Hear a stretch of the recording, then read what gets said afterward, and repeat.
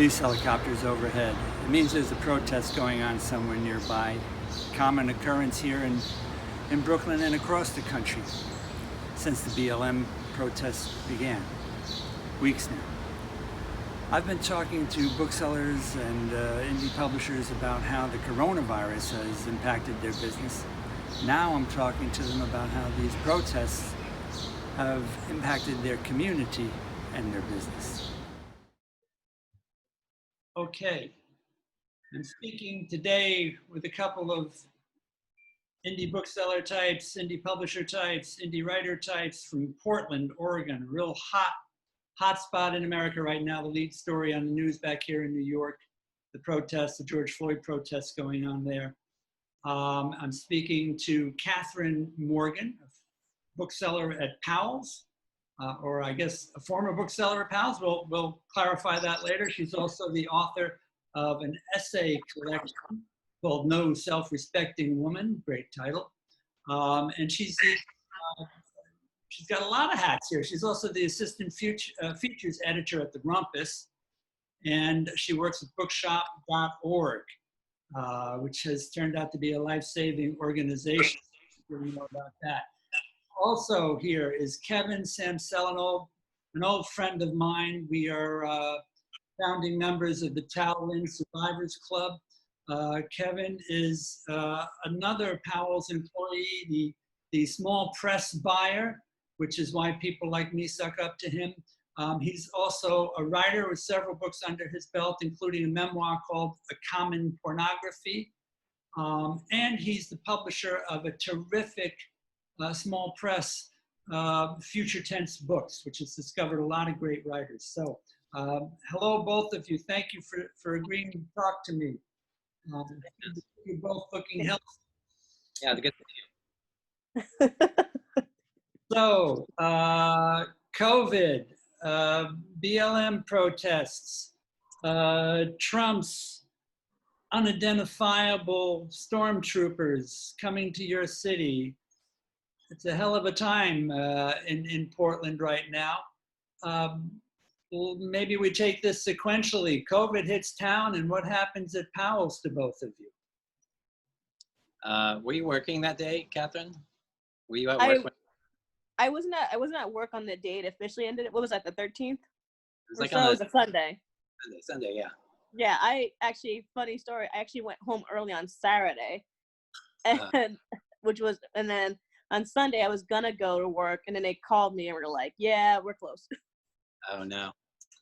Yeah, I was on my weekend, so I knew that things were, getting iffy with, places staying open and businesses starting to close down, and so I was at home when we closed, and it was just this kind of strange thing because it was like sort of a mystery, like what happens now, and when do we hear what's going to happen now?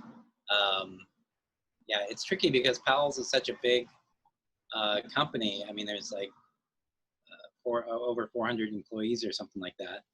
How many stores? Well, let's see. There's the downtown store, the Hawthorne store, the cookbook store, which is also on Hawthorne. There's the Cedar Hills Crossing store, kind of out in the Beaverton area, and there was 2 spots at the airport, but they just announced that they're closing the airport stores. So 6 stores and 400 people. That's a big operation. Mm-hmm. Lots of people at the warehouse and stuff too, and just the different manager people, and yeah. So, and however, Powell's is one of the booksellers, maybe the one indie that got it right early and was a big online retailer already. Mm-hmm. Which should have helped, right? I think it did. I would say it was like just reading Emily Powell's emails. When COVID first hit, I think people were really worried that Powell's was going to close. So we got a bunch of orders in. It was about like 13,000 orders or so. everything was like backlogged, which was to be expected. But I think now it's kind of turned into where people, like, a lot of things are opening again, but Powell's is still not as open, except for like curbside pickup. And so what has happened is a lot of orders have like dwindled, unless there's like a sale opportunity, which is to be expected, especially at the Burnside store, which is, you know, a huge tourist destination. And when there's no tourists, it's like, well, what are you going to do with this? Is that the big store? Yeah. The giant, biggest bookstore in America. You know, So, big behemoth. I'll never forget it. I'll never forget going there. And both of you are what now? Laid off, furloughed? What is your situation? Temporarily laid off. I think they're like permanently laid off. You, what, really? I thought that, I was like, aren't we both permanently laid off? No employee knows like what are we laid off? Like, did we get fired? What happened? No. From what I heard, it was like we were temporarily laid off, and then when Michelle, or is she HR? I actually don't know what her job is, but when she sent around that big like group chain email, it was like, no, you're laid off. Yeah. So, no discussion of returning. There's a recall list, but yeah, that was one of the things, was like when they told everyone that they were closing the store and therefore laying people off, they gave people an option to sign up for a recall list, so that if they did want their job back, then they would get called in, you know, as soon as the store was ready, and as soon as we were able to hire people back. I think something like this happening probably means that you're not going to be able to hire everyone back. mm-hmm. But I think people are open that we'll all get back. And I think there's probably like seniority. People who've been there for a long time probably get called back in first, or whatever. Might have something to do with your job description, stuff like that. So, yeah. So I know there was a news story a few, I guess, months ago at this point, about a large number of employees being hired back by Powell's. I understand there's some dispute about exactly how many were hired back, but whether it was 100 or not, I think 100 was a publicized number. Who were those people? Were they executive core? Were they buyers? Were they people that were picking and packing to fulfill online orders? It was, I would say, there was some union people who were hired, which was like, like Kevin and I were union employees. From what I heard, though, there was actually a lot of like management rehired, and they were training management to do a lot of the union jobs, which was really a really big issue, especially when we found out about it, which is why the number seemed really high. But we were like, wait, no, these aren't union people who are working. These are like management types.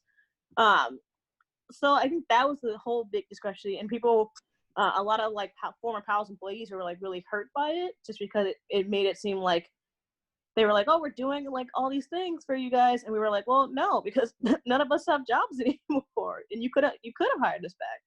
But I think that they hired back a lot of people when the orders and everything came back through, which was really great, because so many people went from being unemployed 1 week and then 2 weeks later getting a recall back on their jobs. So I think that was really helpful for them. Yeah.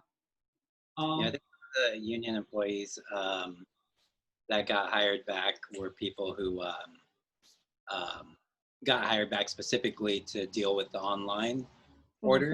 And that's kind of like their regular, I mean, like a lot of people in the normal, operations of Powell's, that's their job, is to go around and get those orders. So a lot of some of those people were hired back, which was good. They probably filled out the recall thing, obviously. People like me or Katherine, who are like booksellers and events people, we won't really get a chance to come back until the store actually opens. There's nothing for us to do there. Like right now, we're not there to like, we can't hand sell books to people because there's nobody in the store and there's no events. So we can't, like set up for events and introduce authors and, so we did that stuff and it was great. And we love doing that stuff. Is the store doing virtual events? What's that? Is the store doing virtual events? We are doing virtual events now, I guess. But I think I haven't actually seen one yet. I think that probably somebody else is kind of like introducing them and doing that. But yeah. I'm introducing one author. For virtual? Yeah, but it's Ariel, so she asked me to introduce her. Oh yeah, cool. Our one of our workmates has a book coming out really soon. Yeah. So, yeah. Good luck to her. A tough time to publish. Oh yeah. Is what is the Portland status right now? You said that the Powell's isn't open. Are other bookstores open? Or are the stores open? What is the kind of official city status? I don't, is Broadway Books open, Kevin? Do you know? Yeah. Well, they're not open for people to go in, but Broadway Books is a really great Portland bookstore, and they're not too far from me actually. But they're doing curbside pickup stuff, and I ordered. They were actually doing curbside pickup before Powell's was doing curbside pickup, probably just because they're a much smaller store and it was probably easier to figure out. But I ordered stuff from them, and I went and grabbed a couple of books from them. And Powell's is doing curbside. I'm not really sure, like, what. I think there's some other ones that are doing curbside too. I think, shoot, I can't remember that one. The one that's out in Multnomah Village, Annie Bloom's. Oh yeah, I think they're doing also. I was gonna order from them at one point, and if you live in a certain area, they'll like drive it to you. Oh, and yeah. They'll give it to you, like if it's a certain, I think it's like 1.5 miles or something like that, but they'll personally deliver to you free. And if it's outside that, but you're still close enough, they're like, oh, it's like $3. But I was like, wow, can you imagine just someone comes up and they're like, hey, here's your book. Yeah. That's one of the things booksellers might keep doing afterwards. I think it's been, in some places, that's been really a welcome development for people to have books delivered and not delivered by Amazon. Is it that, here in New York, I think the bookstores could reopen if they wanted to, and they don't want to, so they're just doing curbside at most. Is that the situation there, or are they restricted to curbside? I don't know if any place is actually opened up. Well, I don't know. I know that there are some other shops and stuff where you can walk in and get stuff, like to the pet store, for cat food. But I'm not sure. I think there's another little used bookstore called Mother Foucault's, and I think they were actually still open for a little bit. I don't know if they still are or not, but they're a much smaller kind of used bookstore, and I think for places like that, it might be easier for them just to, let 10 people or less into their store at a time or whatever. Right. What's going to happen to all those booksellers? 300 unemployed Powell's booksellers, that's a lot of people. It is. Yeah, well, hopefully we'll get our jobs back. I think the longer it goes on, the more people will get concerned about, if the store will come back, and also if people are going to come in to buy books, people have the money to support us and stuff. So. Yeah, books aren't cheap, that's for sure. Well, they're not going to get any cheaper now either. Mm-mm. So tell me about just the mood of the city. As I say, here in New York, Portland is a very hot story the last few days, often the top of the fold, as it were, in the newspaper. And it sounds like things really cranked up just last night before our talk. And the camouflaged, unidentified law enforcement orders or officers that the president is sending in are apparently ratcheting things up and actually having the opposite result, and more people are coming out to protest. How does it feel in Portland right now? We should situate you guys. Kevin, I know you're not right downtown, right? Where are you located? I'm in Northeast Portland, so I'm just like across the river, not too far from downtown. I live by a big park called Irving Park. There's been some protests over there. And often there'll be like cars and people marching down the street right in front of my house here at night. And so, so even it's not like the big, the center of the protest downtown where all the feds and cops are. But there's, you can feel it in the neighborhood here too, in Northeast. And Katherine lives in Northwest. What's it like around your area there? I mean, for me, I live in a quiet, even though I live off of a street called Burnside, which is like a really popular area here in Portland. I feel like it's still relatively like quiet. Like I'll occasionally hear like a giant boom that will happen in the middle of the night, and I'm like, whoa. There was like right when the protest started, I heard helicopters over my head all the time, so I expected that. For the most part, it's been like relatively nice. I feel like I always make this joke, like because Powell's is on 10th and Burnside, and I feel like once you get past that area, it starts to get kind of hefty. Or when you're going like to the Justice Center, downtown, or things like that, to the courthouse, that whole area can get really iffy. But for me personally, like it's been relatively quiet. I have seen a lot more people like just like casually walking around with like Black Lives Matter signs, which has been really nice because Portland is it's a very white city.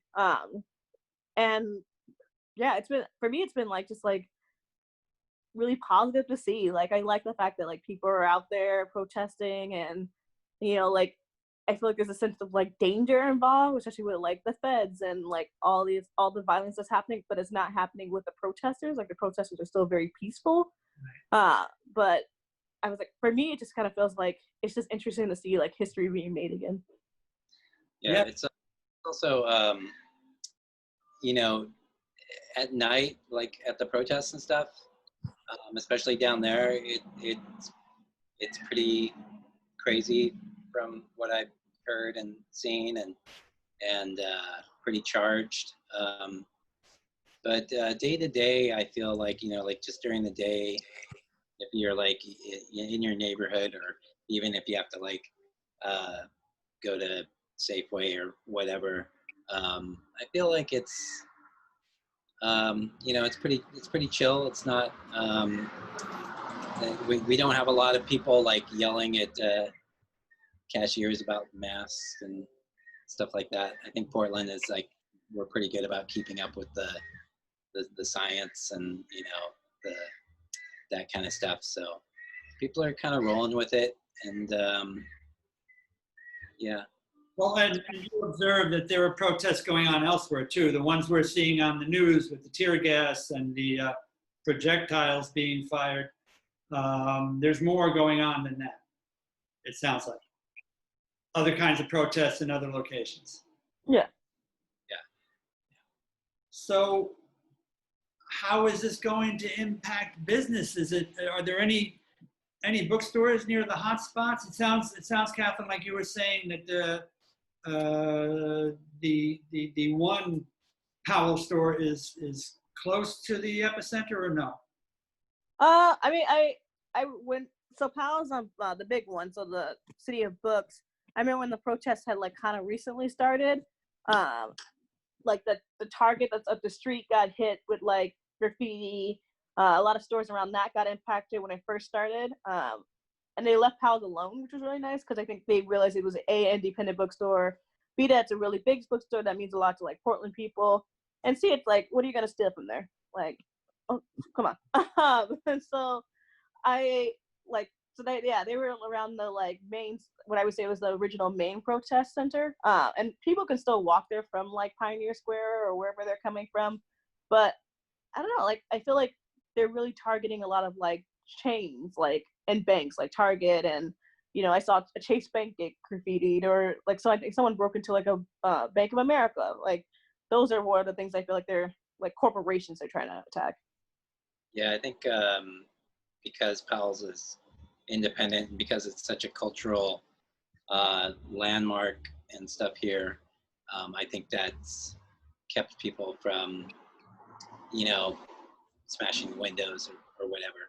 But I think I saw a video once, pretty early on, Portland protesters, and I think it was one of the first nights where things started getting broken into and stuff.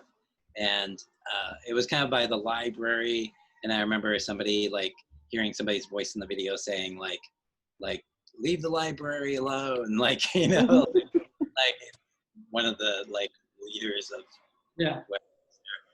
so Yes. the people who are sort of influencing that kind of action, I think, are keeping in mind the places that are good. Thank I God. saw I saw that there was another video where like they were about to break, someone like a crowd was about to like attack like some store. I think it was some like clothing store, and you could hear someone in the video being like, wait, no, it's a small business, and everyone in the video went, oh, and they started walking away. And then I've seen others where they'll do a similar thing, and someone's like, wait, no, this is owned by like a person of color, and people are like, oh wait, and they just start moving away. So I think that people are thinking like, because there is destruction seems like a heavy word for it, but because there is that, I think people think that like we're just attacking like anything and everything. But I feel like there is a reason why a lot of people are like vandalizing. Yeah. And I think that's true in a lot of cities. Well, you guys wear more hats than bookselling, although Katherine, you also work at bookshop.org. I do. What do you do there, and what has the impact of all of this? How has that been visible there, if at all? And that just started right after the house closed, right? Yeah, well, so it started in like January. Yeah, I mean, did you work there? Did you start working there after you got laid off from Powell's? Yeah, like I think Andy Hunter is the guy who also owns Catapult and Counterpoint and a bunch of those. He's the publisher. They're owned by the Koch family. Yeah. And he offered me the job to work at Bookshop because he created that one. Right.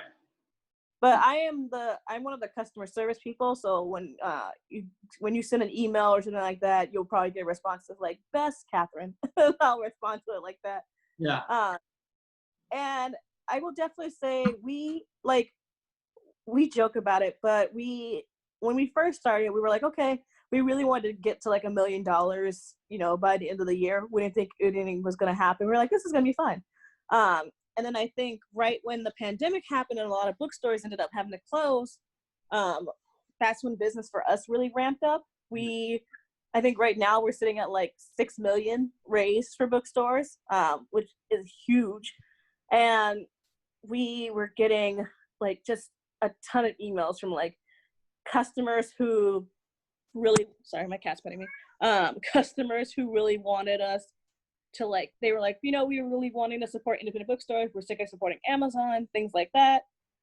We've gotten emails from bookstores being like, we really appreciate you guys working with us. They're like, if not, we would have had to go out of business. I want to shout out like White Whale Bookstore. They ended up sending all the bookshop people little care packages because they were so grateful for us. It was really Who did that? White Whale Bookstore.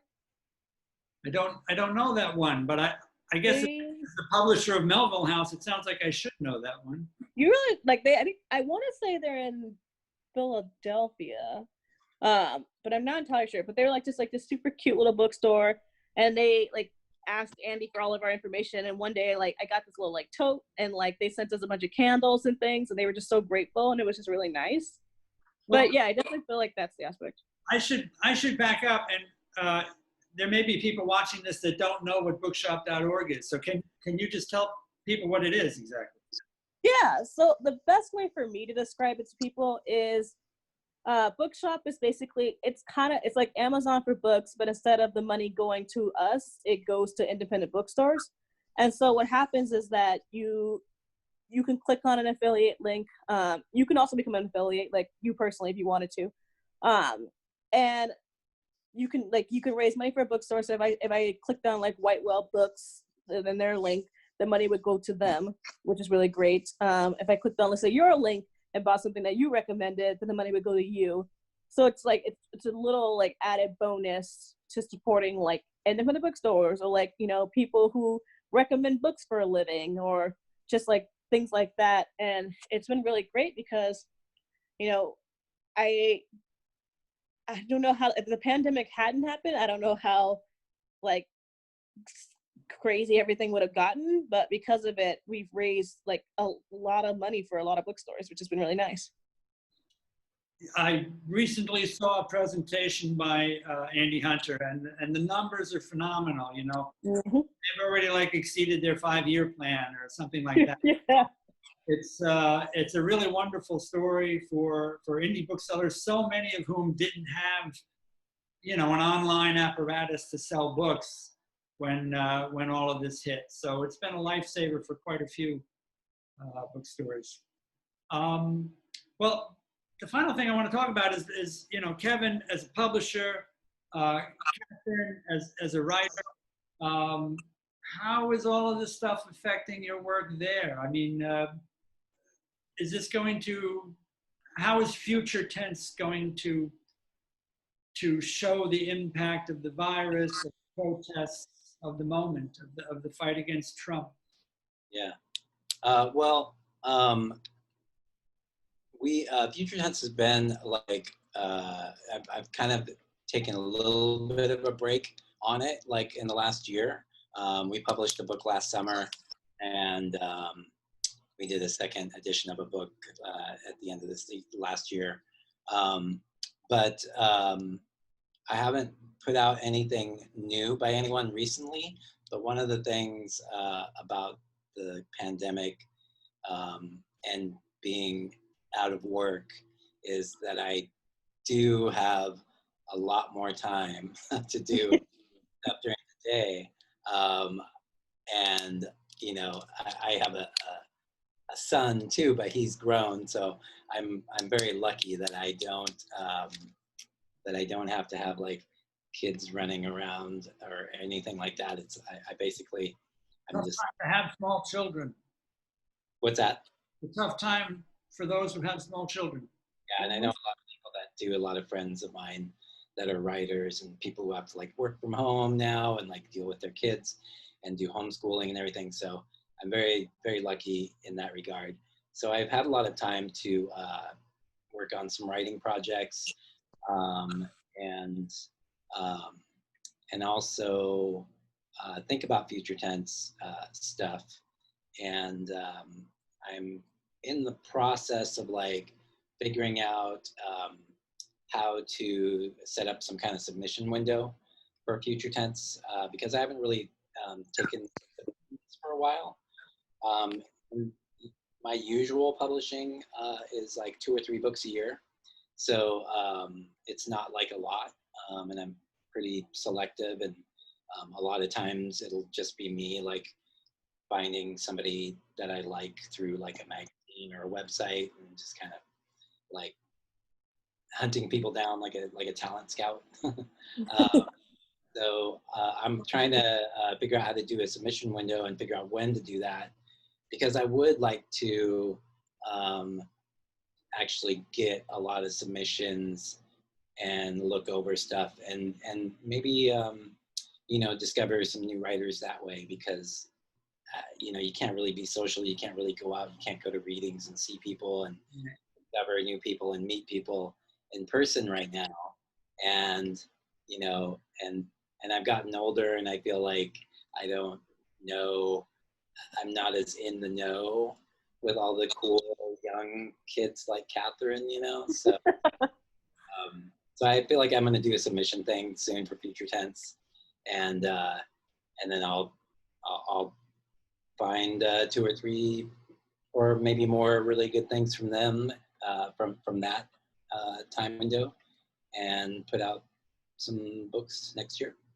So do you think that having gone through the weirdness we're now all going through, that will influence your acquisitions? maybe, yeah. You know, it's like I've always published it's a range of things, you know. Sometimes it's fiction, sometimes it's like short stories, sometimes it's kind of like weird surreal stuff, sometimes it's like nonfiction essays, like really personal stuff, funny stuff.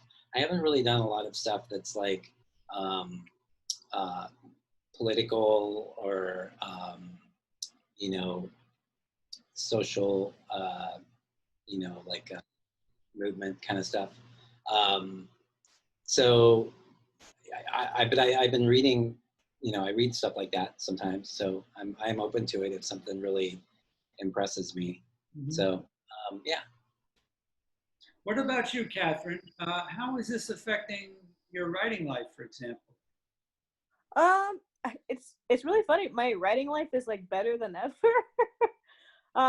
Because Well, so for me, I got into the Tin House workshop. I did that recently, it ended yesterday. And I don't know if I would have had the opportunity to.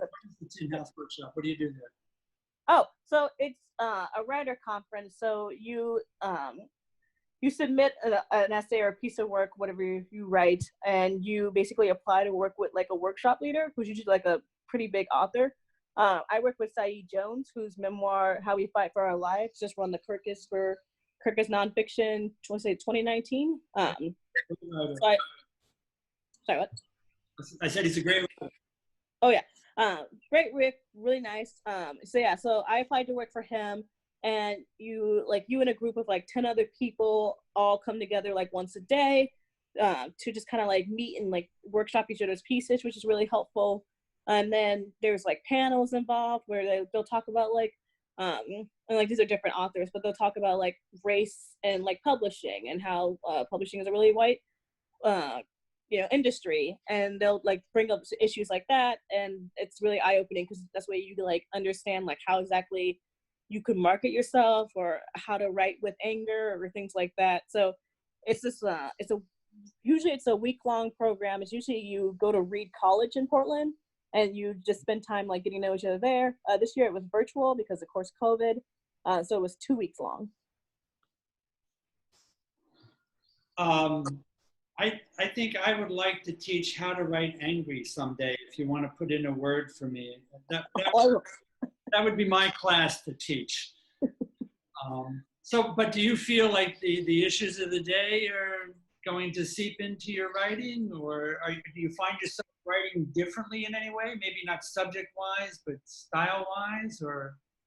I earlier, right when I think it was like a month or two ago, I wrote an essay about loneliness during a pandemic, because I feel like it's a very different thing if you have a partner and you're living with someone versus like I live alone. So it's that whole aspect. So I published that, and it had to do with the pandemic and quarantining by myself. I would say I don't know, like I think that like my work is starting to revolve around it, but with like Real Simple, I ended up doing a like list of like 15 books that like really helped me start reading again, because especially when I got laid off from Powell's and my attention span got really short because I was watching television and on my phone for 10 hours a day, things like that. What were some of those books? Some of those books was Chelsea Beaker's God Shot, which Kevin also loved, which was really nice. We've talked about it often. Samantha Irby's Wow No Thank You is a great little short collection. It's really funny. It's super great. Let's see. I'm like looking over. I was like, what did I recommend? And that was a lot of romance novels. I'm sorry, just to clarify, you said Real Simple. It's Real Simple. It's the magazine Real Simple, right? Yeah, but I did their online thing. Yeah. Okay. Yeah, but yeah, Real Simple the magazine. Thank you. But just like really short stories have been really great for me because I feel like I don't necessarily have the attention span to do a whole novel sometimes, and so it's nice to like be able to read for like 15 pages and then be like, okay, cool. Yeah, you're satisfied. Yeah, and I feel like I accomplished something that day instead of sitting down and watching Jerry Springer for 5 hours.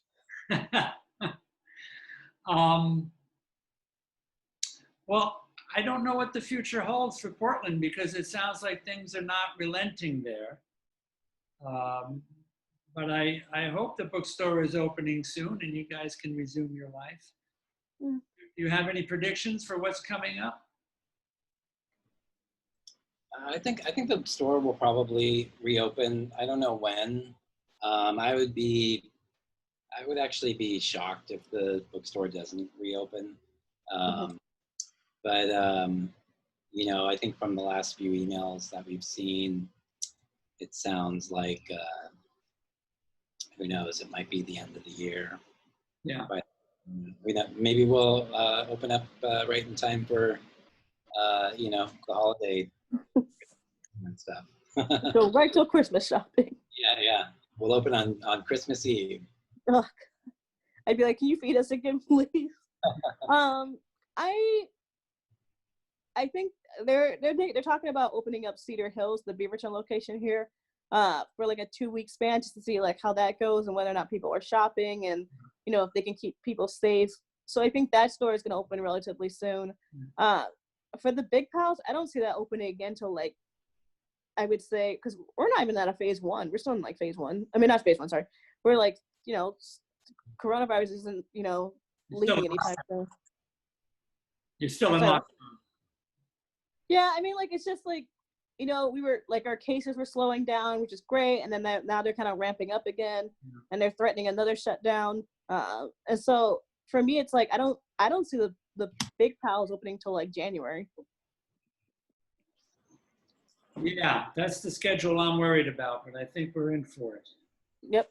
I think it's really optimistic to me before the year, but I'm like, with it's like people like even walking downtown now, I'll see, I'll be walking next to like 10 people and 4 of them won't have a mask on, and you're just kind of like, what are you like?